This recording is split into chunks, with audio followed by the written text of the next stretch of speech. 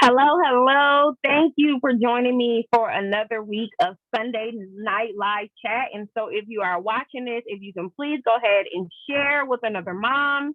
If you can tag another mom who needs to hear this conversation. So, let me tell you all the topics that we're going to talk about tonight.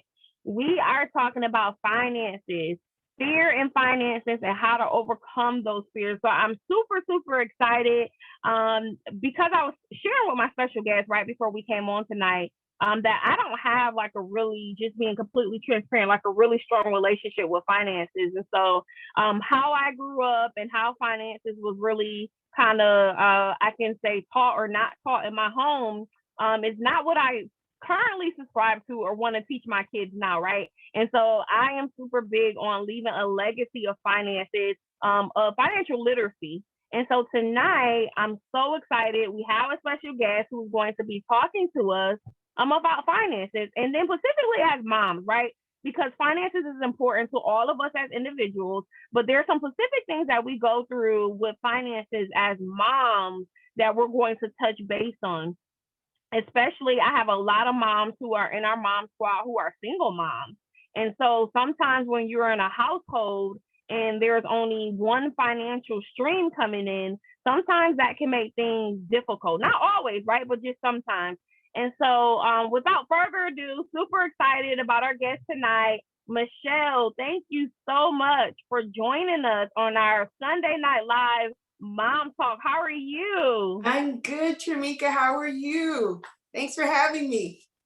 Yes, yes. So I'm so excited. You can come tonight and you can talk to us about your expertise. And like I was joking with you before we kind of went live with the audience, saying that I don't really have like this strong, great relationship with money, right? And so I'm doing a lot better than what I used to. My husband could probably attest to that.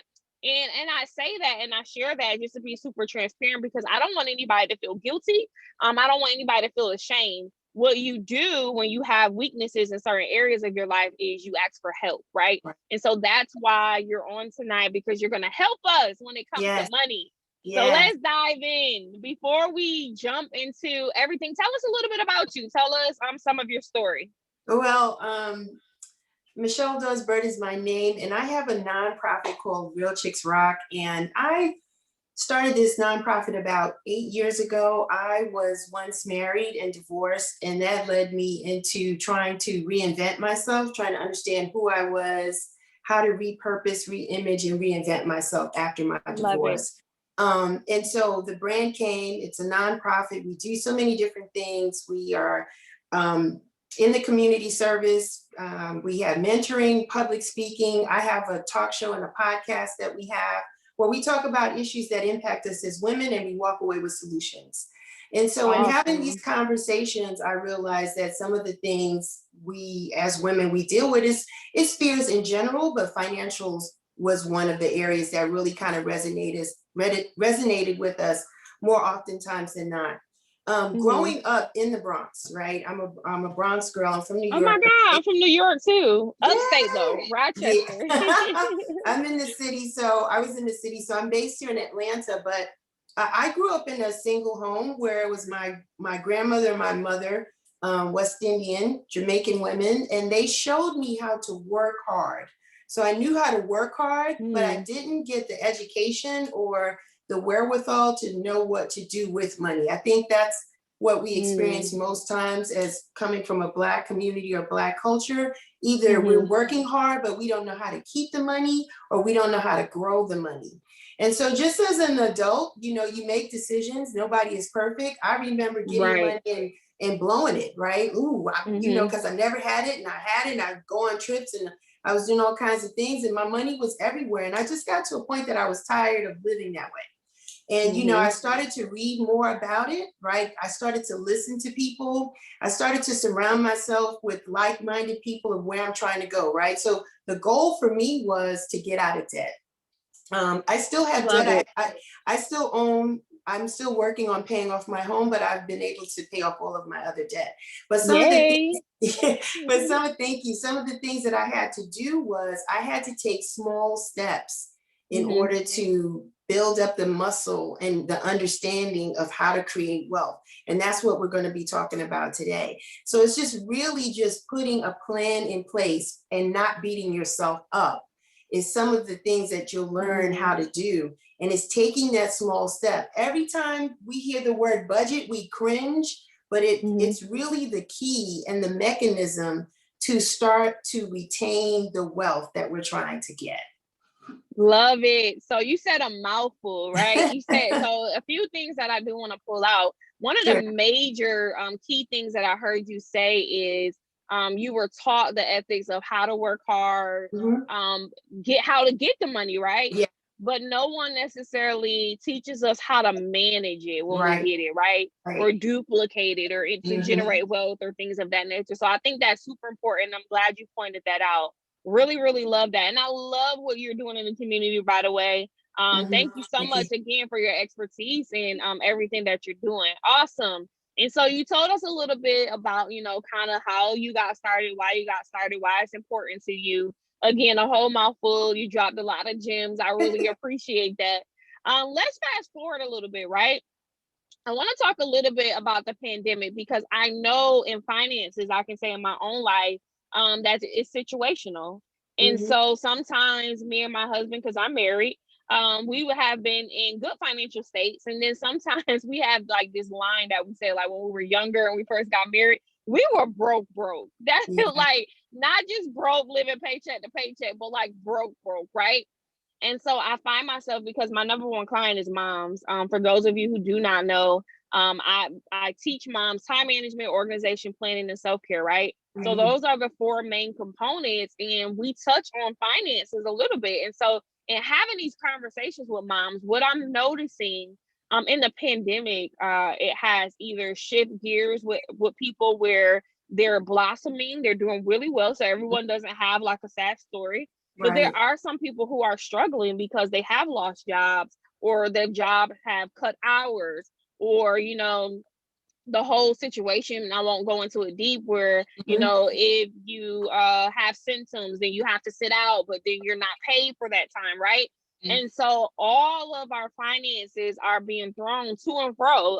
Doesn't matter if it's increasing or has decreased. Everyone has a different, most people, I'll say, not everyone, has a different financial state right now. So Michelle, talk to us when it comes to the mom who's not making as much as she used to due to the pandemic, the current state of the world. What do you say to that mom?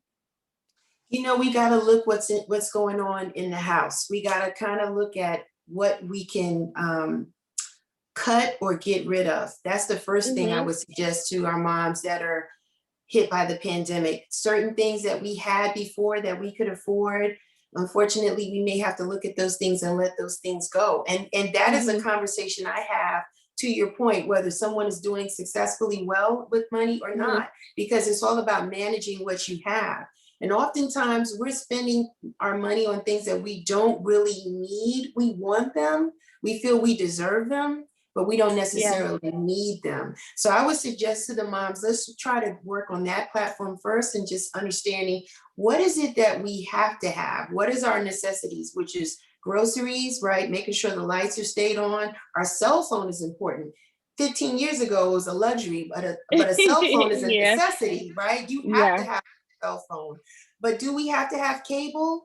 You know, that's a tough call. Do we have to have cable? But we do have to have the internet, because the internet at home allows us to look for jobs, look for opportunities. You know, being on social media is not a bad thing because there are opportunities out there on social media. So I would say to moms, think creatively, think outside of the box. Things that we used to do, we may not be able to do them anymore, but you may have a hidden talent, mom, that you never had the opportunity to tap into before. Now might be the time to do it. Do you consider yourself a social influencer? Can you draw people to a website? If you tell people to do something, will they do it? People pay for something like that, for that. That's good. And you can do that in the comfort of your home. So having the internet is important because you can go out there and seek different opportunities while you're in this space. But I would definitely say, let's look at what we are bringing in and let's get rid of the things that we don't need. And you may have to have the conversations with your children or family members in the house and letting them know this could be a temporary situation. I need everybody to lean in and pull in together while we cut these costs in the house until we can get to a different situation or different place. But as you're growing and trying to create wealth, a lot of the things that you had going on were probably distractions anyway. So you probably don't need them going forward, because you're probably going to start to listen to more people that talk about how to get money, manage that money, and save it for generations to come. So it could be an opportunity to shift your mind during this time of the pandemic. It could be a time to cleanse and really kind of look at things differently during this time. Not all bad. Some good can possibly come out. I love that. So you talked about shifting your mindset. That's number one, really, really good. And then you talked about leaning in on your expertise and your influence, right? Because there are some additional strings that you may be able to take advantage of that to make up some of that where it was cut. So I love that. And then making transitions or changes in your household as far as what you're paying into. So I love that. And I want to say, like, when me and my husband, we actually, I don't know, I'm sure you probably have heard of Dave Ramsey, right? Yeah. So we started on his debt-free program, I believe last February. And so we were going with that. And one of the other things that you talked about is sitting your kids down, having a conversation with them. And so because we had to cut back on so much, we cut the cable, like you said, all that, got to have internet, especially my kids are home doing digital learning, right? And so we sat them down and we had a conversation with them, like, look, we're going to pull back on some stuff because we're trying to sacrifice now so that we can have something in the future. And so I totally love everything that you mentioned. The biggest thing, I would say my biggest takeaway based on what you said is shifting the mindset. And so knowing that everything you had before, you may not need that. Maybe just a seasonal thing too as well, right? That maybe you have to do away with it for now, but that does not necessarily mean forever. So absolutely love that. Thank you so much for that. So Michelle, one of the things that you talked about was before we came on air with everyone, right? Behind the scenes when you talked about financial fears. And I never heard that term before. Can you explain to us like what you mean by that and give us some examples of what financial fears are? Sure, Tramika. A fear is a fear. It's something that you have trepidation about. It creates anxiety. You don't want to do it. It makes you uncomfortable. It makes you uneasy. So that's a fear. So then you partner that with your finances. You don't want to look at your checkbook. You don't look at your balance state, your bank statement. You spend money and you're really not sure what you're spending it on. You're just kind of like going through the motions. So the financial fears are that. It's just really having this fear, this overwhelming sensation. Maybe it's anxiety, maybe you're emotional, maybe you cry about it, maybe you get angry. That's a fear component, but then you marry that to the finances. Now we got a situation. And so some people, like I said, a few of my clients, some of them don't even look at their checkbook to understand what they're spending. So it's really difficult to create wealth if you don't know where you're starting from. And the thing about it is we want to make sure that there's no embarrassment. You were very transparent to me, Tramika, in the beginning of just saying, listen, I'm not an expert. Listen, I struggled. I've done some things and I'm making some changes. First things first, no one is perfect. We all make mistakes. We're learning creatures. We're growing, we're evolving. The things that used to interest us before is not our interest now. Whether we're moms, whether we're married, single or not, life happens. So things change it. So I don't want people to beat up on themselves and say, I really shouldn't have done that. I made so many mistakes. I blew a lot of money. There's no time like the present. That's what I want to tell people. It's never too late. You can take the smallest of steps to overcome your fear. The first thing is understanding how much you owe, like how much you're bringing in, right? How much you bring in from your paycheck or your sources of income. How much do you have to spend to make sure to keep lights on, keep the car on the road, that type of thing? And how can we start to save a piece of that, even if it's as small as $5 or $10? And then the goal could be we start having a savings account where we save and we can have $1,000 saved up for emergency money. How many times did our car break down and we didn't have a way of buying that new tire, or we needed a new alternator or a battery, and we had no idea where we could put our hands on that money to make that happen. And I don't know where, I don't know about most people, but here in Atlanta, if you don't have a car, you're not moving. You need to have you need to have your own transportation. So having a car is essential. So I just want to encourage people taking that first step, you know, just admitting I have a problem, financial, I'm just afraid. But taking that first step to say, but I want to know what I'm actively spending, and just do it 1 week or maybe a day to understand, did I really need that Starbucks today? Did I really, could I have coffee at home? Or could I have a lesser brand? Could I have coffee at McDonald's or Racetrack? Somebody where it's, or Dunkin' Donuts, where it's not gonna cost me $5 or $7 because they're gonna put all this whipped cream and drizzle and all that on that. Could I really pull my spending in a bit? And then you'll see a difference. You start tracking that on what you're spending and what you're not spending, you're gonna see a difference. Awesome. Oh my God. So again, you dropped a lot of gems. You said a lot. So thank you so much. I can tell not only are you knowledgeable about what you're talking about, but you are very passionate. So I appreciate that. And so the whole tracking of the spending, I've done that. And what I found, so when we did it together as a family, we found we were doing like little like a lot of little things on the kids, right? You know, a lot of people out here then when they try their spending, like they're doing like eating out. Ours wasn't necessarily eating out. It was just so many things coming up with the kids. And so what we decided to do was create a budget around different things like sports, clothes, like all that, right? And it really, really helped us to keep things into perspective. I love also how you talked about just raise your hand and say what the issue is, right? And so until you acknowledge that you have an issue and then figure out what that issue is, it's going to be hard to fix that issue. And so for me, again, when we talked offline, that didn't necessarily have the financial literacy piece growing up. And so I didn't want to spend a lot, but what I found myself doing, the issue that I had was I would spend a whole lot of little times. So I wouldn't go out and buy like the $500 pair of shoes or the $1,000 TV. I didn't do stuff like that. But I would say, ooh, it's a sale, $5. Let me get 5 of those. Ooh, there's another sale, $3. I'll take 30 of those. And so I did things like that where eventually it did add up. And so once I tracked my spending, I was able to see, like, keep me out of any home decor store, Michelle. If I go in there, I'm going to spend like at least $25 to $50 minimum. I love home decor.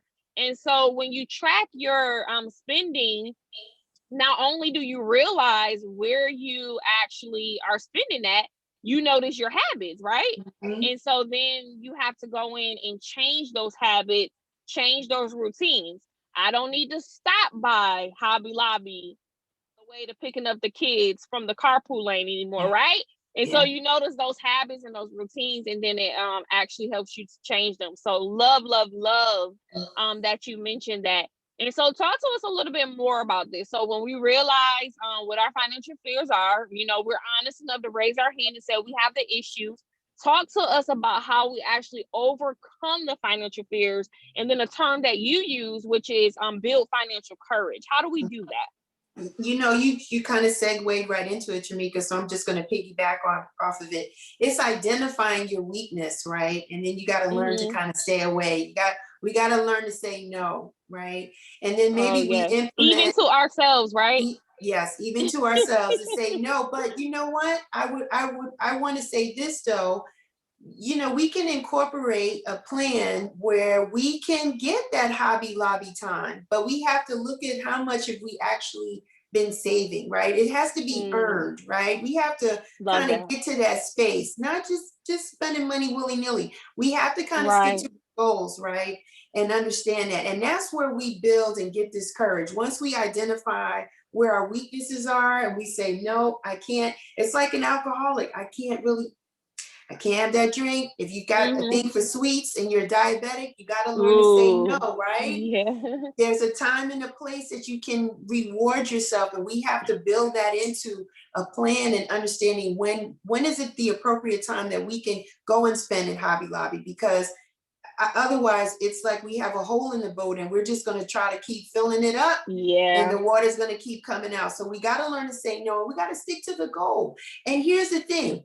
As moms, we love our kids. We get very primal, very protective of our children, right? And all of the things that we've been through, right? We're not blaming our parents. They did the best that they knew how to do, right? Yes. But we are birthed, or we're in a space now, Tramika, that information is at the touch of our hands, right? So we know better. Therefore, we're expected to do better, right? And for the love of our children, we want to make sure that they don't have to go through the same cycle that we went through. So if nothing else, that's where you get some of your courage too, for the love of your children and their children. And that's how you build a legacy. And that's how you break generational curses. So yes, we don't have all the answers, but there's the internet, there's Audible, there's books out here, there are podcasts, there are people that are smarter than us, you and I put together, that are at that space that we're trying to get to, that we can lean in and tap in and get that information for free to help apply it into our lives. So there's a lot of different ways that we can incorporate to make sure that the things that we used to do and how we spend and look at money, because it's a tool, but damn it, it hurts when you don't have it, right? It's something, it's just like sex. It's something we want a lot of, but we don't always want to talk about it. We don't know how to open up that discussion and talk about it. But once we talk about it and learn that it's a tool that we need, that needs to be respected, then we're going to be on to something. So again, it's the budgeting, it's understanding where you are with your money, meaning how much you're spending every month, what you can cut. Have that conversation with your family. It's very important, because if everybody's on the same page, that makes it easier for you guys to move in the right direction. You don't want to be the martyr and everybody's coming against you. They don't understand why you're making these changes. You got to get the family to buy into it so that everybody in the house can be successful. And then determine the time, Tramika, when you can reward yourself as a family. Maybe it's a vacation versus you going to Hobby Lobby. Maybe it's something like that, because you saved up so much. You can go somewhere really nice, or a nice dinner or something like that. Love it, love it, love it. So 2 things I want to touch on. One of the things you talked about is the money being a tool. So that goes back to the mindset you talked about, because that's a perspective. And so if we look at it from the perspective of it being a tool to kind of get us from where we are to what we desire in life, or where we want to be. I love that. I love that. The other thing that I want to bring out of what you said is we need to earn things, right? We need to reward ourselves and earn things. So one of the things that I teach with self-care is a reward system. So that really resonates with moms, because whether or not we have a reward system at home for our kids, they have one in school. So you have like the sticker sheet, or I'm raising up your name on the chart for the day if you do really good, or Johnny, if you do bad, I'm going to put you all the way at the bottom of the chart. You might get a phone call home. You have the treasure box, like all that stuff, right? And so we think just because they're kids, then we should implement reward systems. But as adults, we should absolutely have reward systems. And so one of the things that I do is I do self-care every Friday. I've literally gotten to the point where I don't even work anymore. I was doing like behind the scenes stuff on business. I take off completely on Fridays. It's my self-care day. I used to do a half a day. And one of the things that I do to reward myself is I eat what I want. And so I don't go like lavish steak dinners. I could, but I just do small things. Like this past Friday, I'm pescatarian, so Bojangles has this new flounder sandwich that I love, and I love their French fries. I didn't necessarily need the Pepsi, Michelle, but I got the Pepsi too. And I sat in my car, the food in the house, because the kids gonna smell it, hubby gonna smell it. They're gonna ask me what I don't want to share. And that was a part of my self-care, right? There you go. And so I take that small bit of money, or sometimes what I'll do is, Shamika, you did everything you need to do. You got $25 to be able to go to Hobby Lobby and buy something small. But I cap it. I give myself a budget, and I give myself a time frame where I'm going to actually go out and spend it. So I love that you said that. And then the same thing, like you said, spending willy-nilly all over the place. Maybe you can save up and take your family on a vacation, which is things that we do as well. And so my husband has always been the saver, really good with financial literacy. He follows all the gurus. He's really good. So it was more of me, just being honest. And so I have found that I have done better over the time learning. Because one of the things you said, we have knowledge. And once you have the knowledge, you have to be able to use it because of, again, you don't want to pass down these bad habits to your children. And so I have been able to manage finances a little bit better and more as I grow and I learn. So, oh my God, this has been so amazing. We need to like have you back for like a part 2 or something of that, or in our membership. I don't know, somewhere where we need to bring you back and be able to talk about finances again. But as of for today, I really appreciate it. And so moms may have more questions. They may want to know about what type of services or products that you have. So if you can share with us if you have any products or if you have any services, and where can we find you outside of this Sunday Night Live? You got it. Thank you so much for having me. You can find me. I have a website called realchicksrock.com. It's realchicksrock.com. We have all our services there, really for financial, if you need consultation, if you want me to consult you or whatever, you go to the website, you can book and schedule some time there. If you want me to come and speak, you can book me for that as well. Set up an appointment. Let's talk. Let's get to know each other. If you just want to send me an email, you can send an email to info@realchicksrock.com. And I'm on all the social media platforms. So for all of you ladies that are on social media, you guys can slide in my DM on Facebook, Twitter, and on Instagram. So feel free, however you want to communicate, I'm there, I'm available. I'd love to hear from you. Thank you so much. Awesome. Love it. And I'll definitely be connecting with you. And so again, if you felt like the information was valuable, please share, please tag another mom who can listen to this information. It'll also be up on YouTube as well. So if you miss it tonight, it's perfectly fine. The video will be up for you to be able to go back and watch the replay. Michelle, again, thank you so much for coming on and sharing your knowledge and expertise with us when it comes to finances. I definitely look forward to connecting with you again. And to all my moms who joined us tonight, you all have a great rest of the evening and have a productive week. Thank you. Bye.